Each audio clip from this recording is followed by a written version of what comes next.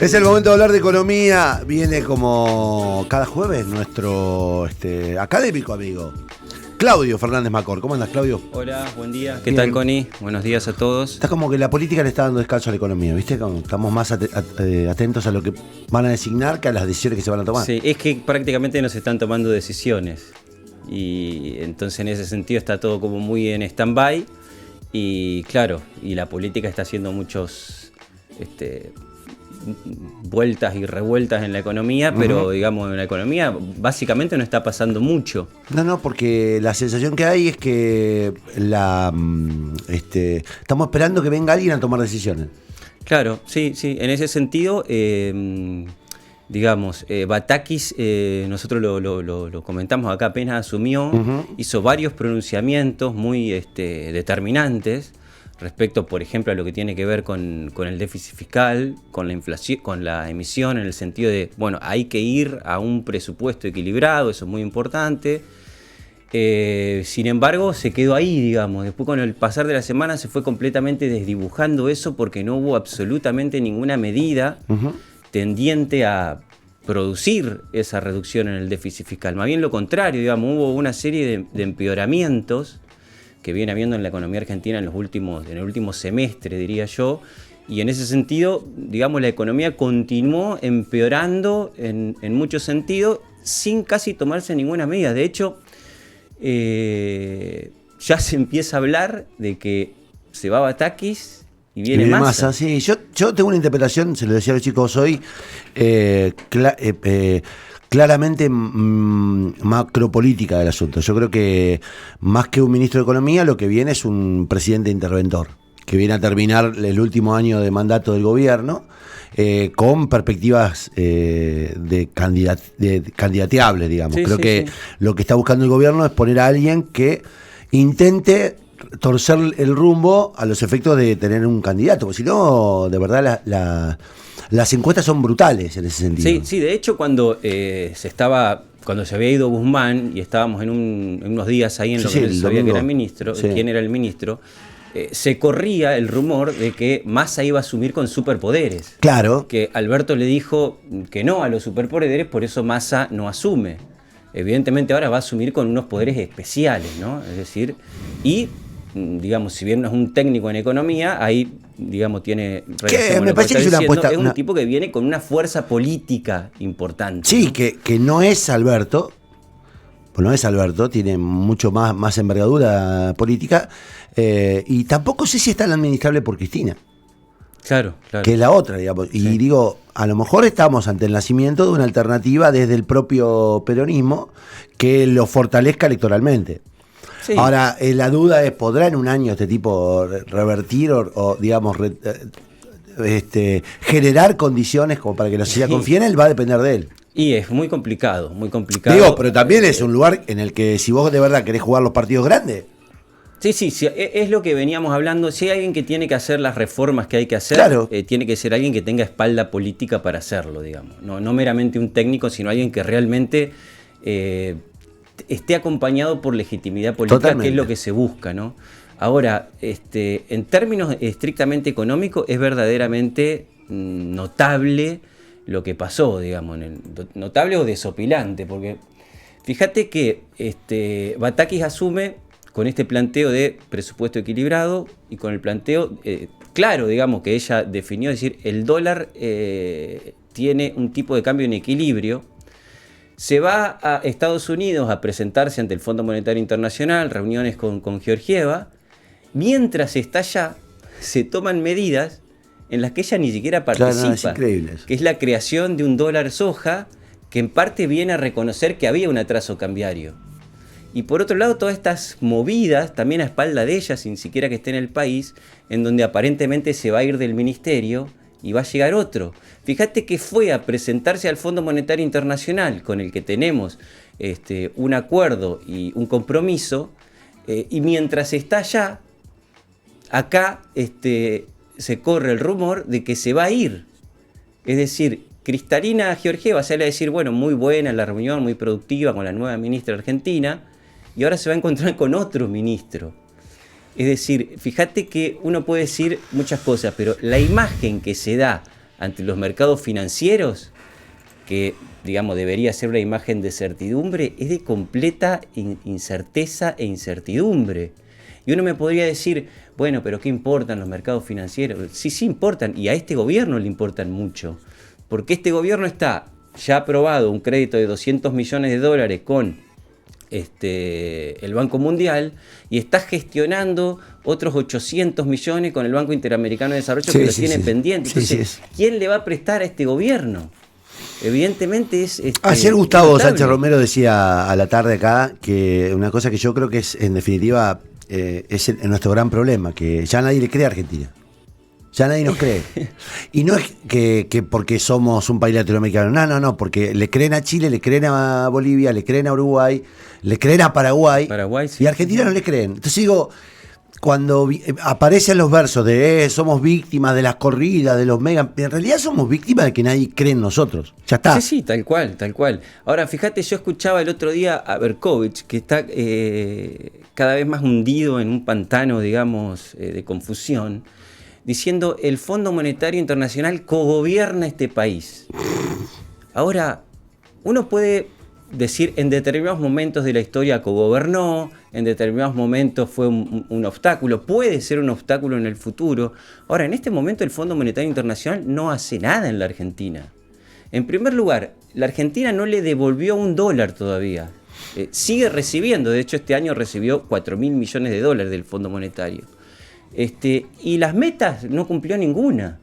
Entonces no se entiende cuál sería el obstáculo o el cogobierno del Fondo Monetario. No, bueno, por ahí está bueno, estamos desviando el tema, pero digo, ahí está la réplica de un argumento que tiende a victimizarnos todo el tiempo, a convertirnos en esclavos, en víctimas y nunca a ser los protagonistas y los responsables de lo que nos está pasando.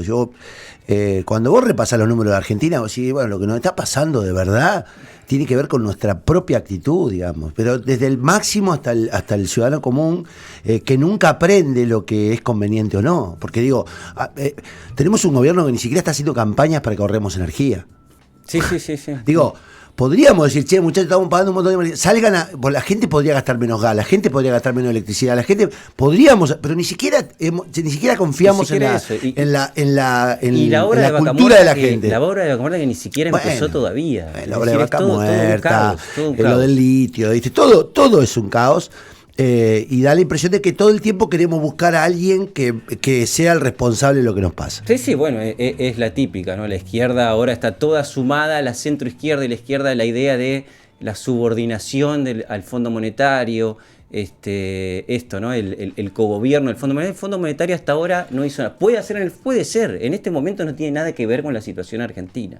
Pero bueno. La idea entonces, ya pasaron unos minutos, pero... podemos comentar lo del dólar soja, si te parece. Dale. ¿Qué implicaciones tiene eso? Y después le vamos a dar lugar a continuar con la entrevista de Manu Treviñani, que quedó cortada la semana pasada. ¿Por qué eso? Porque la idea es poder pensar los problemas coyunturales desde lo estructural, ¿no? Ya lo hemos dicho, en la Argentina siempre estamos discutiendo de la coyuntura, pero lo que no hacemos es intentar trazar vasos comunicantes que expliquen esas coyunturas como una superficie de cuestiones estructurales que la Argentina arrastra hace mucho tiempo. Entonces la idea es poder avanzar por ahí con Manu también, pensando los países del sudeste asiático. Vamos con el dólar soja. Martín, si querés, fíjate que hay no es la primera, sino la otra. El dólar soja. Vamos a ver cómo funciona el mercado de exportaciones en la Argentina en general, no solamente la soja. Yo puse el ejemplo de la soja porque es lo que más se discute, pero cómo funcionan las exportaciones. Hoy cualquier exportación se hace, digamos, a tipo de cambio oficial, en principio. 138 pesos. Hoy sería. Exactamente. Entonces, ahí que tenemos. ¿Cómo se liquidan las exportaciones? Precio internacional de una tonelada de soja, $650. En principio, si no habría estado y el productor vende directamente, por cada tonelada recibiría $650. Bueno, a eso hay que quitarle, en primer lugar, las retenciones a la soja, que son un 33%. O sea, el precio interno de la soja quedaría, sacando esa retención, en $435. no es que el productor o el exportador recibe los dólares, sino que lo que hace el Banco Central toma los dólares y le entrega pesos al exportador. Sí. Eso es importante tenerlo en cuenta porque no muchas personas manejan esa información. Y cuando se lo liquida el tipo de cambio oficial. Yo ahí dije, lo puse 137, es decir, le da 435 dólares por el tipo de cambio oficial, 59.663 pesos recibe un productor de soja por cada tonelada. Lo mismo si vamos con los productores de vino que ahora están reclamando también $1 vino. Bien, o con cualquier exportador. Ahora, después, ¿qué pasa si el productor quiere con esos pesos comprar dólares o invertirlo en dólares o convertirlo en dólares? Bueno, ahí tiene que tomar como referencia el dólar contado con liqui, por ejemplo, que es un dólar legal oficial. Es decir, si los convierte, le quedan 176 dólares. Fíjate que el productor que tenía un precio de venta en el exterior de 650 dólares, en realidad termina recibiendo 176 dólares. Porque hay dos factores ahí que explican esto. Uno es la retención, que acá en este programa hemos dicho, yo creo que está plenamente justificada la retención, sobre todo con una soja de 600 dólares, y en la zona núcleo. Es decir, acá es importante esto. Debería haber un régimen de retenciones diferenciada. No puede ser que pague lo mismo un productor de Casilda que uno de Reconquista, ¿no? Bueno, pero esto funciona así. Pero por lo menos en la zona núcleo esa retención está justificada. Y el otro factor es el atraso cambiario. Ese es el otro factor que perjudica mucho al exportador. El atraso cambiario que tiene que ver con un dólar que está muy por debajo del precio de equilibrio. Y entonces termina recibiendo eso, ¿no? 176 dólares. ¿Qué pasó ahora? Cambia el régimen. Aparece lo que se llama dólar soja. ¿Y por qué? Porque fíjense que haciendo estas cuentas, ¿qué es lo que hace el productor de soja? ¿O qué hacía? Intenta no liquidar.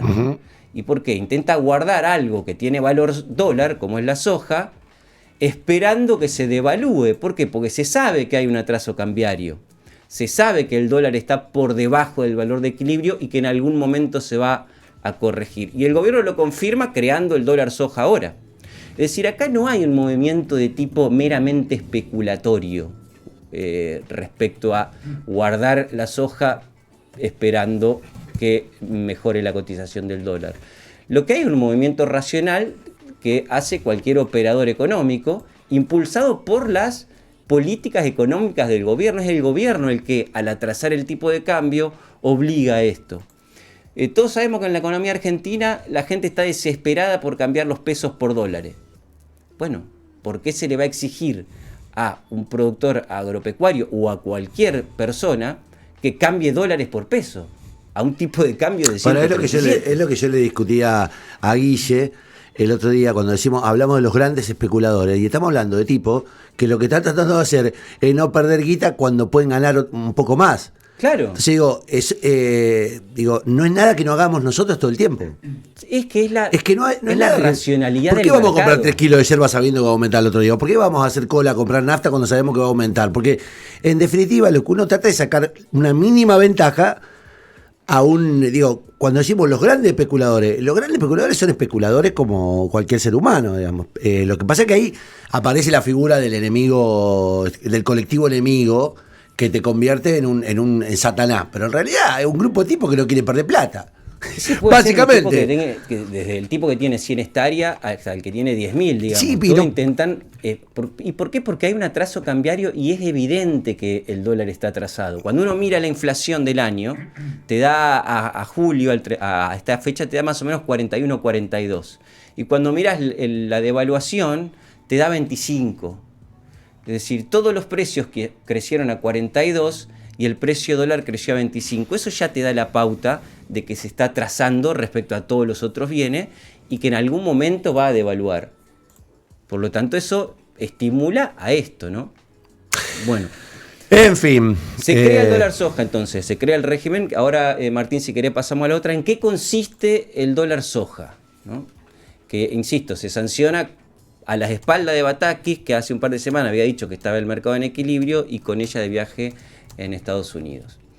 Retomamos cuánto recibe el productor hoy. Decíamos, sin las retenciones recibe en pesos 59.663. El nuevo régimen es un régimen de 70-30, digamos, como el Fernet, 70-30, para ponerle un poco de humor. Bueno, ¿qué va a pasar? Con el 70%. El nuevo Guille. Bueno, con el 70% de esos pesos puede crear un depósito a la vista que se ajusta por la cotización del dólar. Eso es lo que no termino de entender yo. Bueno, esto ya existe en realidad. Se lo pagan al dólar cotización oficial, pero con esos pesos puede depositarlo en un banco, en una caja de ahorro que se va a ir ajustando según el tipo de cambio oficial. Es como una locura, pero bueno.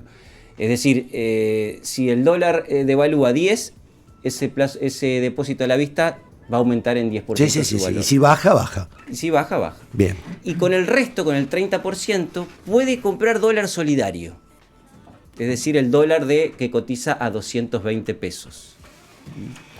Este sería el nuevo régimen de liquidación del dólar soja. Según el cálculo que hago yo, más o menos ponderando 70-30, el nuevo tipo de cambio de liquidación del soja sería eso, 164 pesos.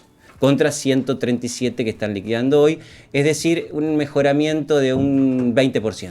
14 exactamente, 14 hoy. 14 era sí, más o menos el 14. Dice que la ventaja con el dólar es lo que habían sintetizado ayer, capaz que ahora es el 20. Okay. Pero sí, esa es la ventaja que va a sacar la ganancia extra que va a tener respecto a lo que tienen hoy. Yo el cálculo que hice fue eso, ¿no? Pero bueno, 19%, está bárbaro, pero es ahí, digamos, entre un 15 y un 20, si querés. Va a ganar el campo con esta devaluación y el gobierno aspira a que, como esto es hasta el 31 de agosto, es decir, tiene una fecha de vencimiento, espera recaudar aproximadamente entre 3.000 y 5.000 millones de dólares de nuevas liquidaciones de los productores que lo tienen guardado.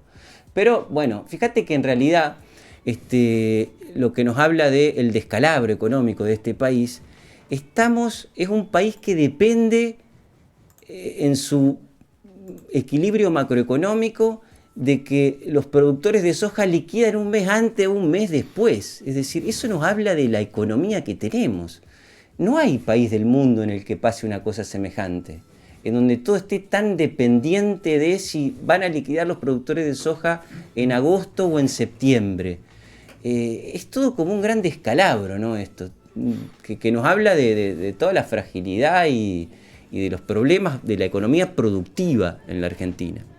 Y déjame decir una última cosita antes de darle lugar a Manuel, que siempre estamos hablando de aquellos que especulan con la devaluación del dólar, que es cierto, los hay personas interesadas en que se devalúe el dólar, pero pocas veces hablamos de los que especulan con el retraso cambiario, que es lo que son quienes se ven beneficiados hoy por el retraso cambiario y que es buena parte de la burguesía industrial mercadointernista, que siempre opera muy en silencio, pero cuando el tipo de cambio está muy atrasado, nosotros ya hemos visto la industria en Argentina, que es mercadointernista, es fuertemente importadora, tiene un sesgo importador muy grande.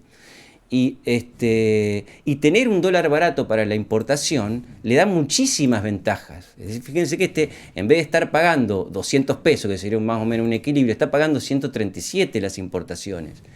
Y toda esa burguesía industrial que es mercadointernista y que está ligada siempre a los gobiernos populistas, pensemos en los cuadernos, opera siempre para el retraso cambiario y especula siempre con el retraso cambiario, ¿no?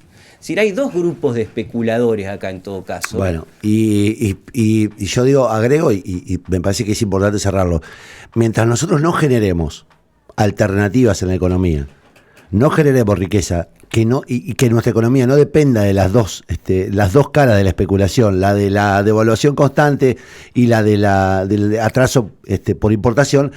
Y es jodido, terminamos siempre en el cortoplacismo, siempre, digamos. Hay un problema de matriz, que es lo que en definitiva en los últimos 20 años no hemos querido ver, ¿no? Y bueno, es un tema que tenemos que discutir, pero claro, en el medio hay que salir de la coyuntura. Sí, el problema de fondo siempre es productivo. El problema de la Argentina, como hemos dicho la semana pasada, tiene que ver con una productividad del trabajo que viene cayendo hace 40 años.